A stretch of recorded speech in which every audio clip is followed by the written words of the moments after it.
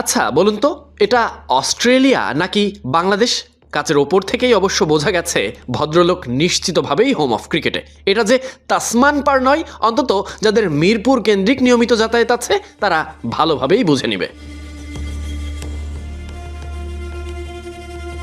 সারাদিন ধরে দেশের ক্রিকেট অঙ্গনে একটি প্রশ্নই ঘুরপাক খাচ্ছিল, একজন দায়িত্বশীল ব্যক্তি দেশ ছাড়ার আগে কি ভুল তথ্য দিয়ে গেল?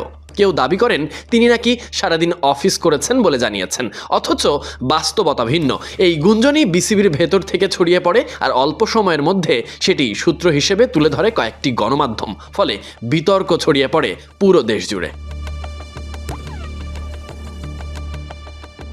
তবে সব জল্পনা কল্পনার মাঝে তথ্য সামনে আনে বিডি ক্রিক টাইম। নির্ভরযোগ্য সূত্র দ্বারা তারা প্রথমেই নিশ্চিত করে সংশ্লিষ্ট ব্যক্তি দেশেই আছেন। শুধু তাই নয়, আপাতত তাকে মিরপুর শেরেবাংলা জাতীয় ক্রিকেট স্টেডিয়ামেই দেখা গেছে, যেখানে তিনি বোর্ডের গুরুত্বপূর্ণ বিষয় নিয়ে একাধিক ব্যক্তির সঙ্গে আলোচনা করছেন। অর্থাৎ দেশ ছাড়ার গুঞ্জনের সঙ্গে বাস্তবতার মিল পাওয়া যাচ্ছে না কোথাও।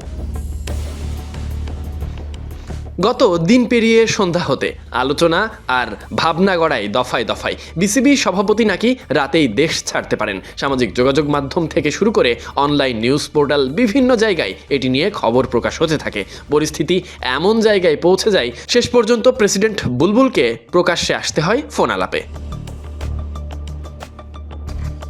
নির্দিষ্ট এক গণমাধ্যমে বুলবুল প্রথমেই বিদেশ সফরের গুঞ্জন নাকচ করে দেন। তিনি জানান তিনি বর্তমানে দেশেই আছেন এবং বিসিবির কাজ নিয়ে ব্যস্ত সময় পার করছেন। আপাতত তার কোনো বিদেশ সফরের পরিকল্পনাও নেই বলে স্পষ্ট করেছিলেন তিনি। তার বক্তব্যেই বোঝা যায় চলমান গুঞ্জনের সঙ্গে বাস্তবতার ফারাক বেশ বড়।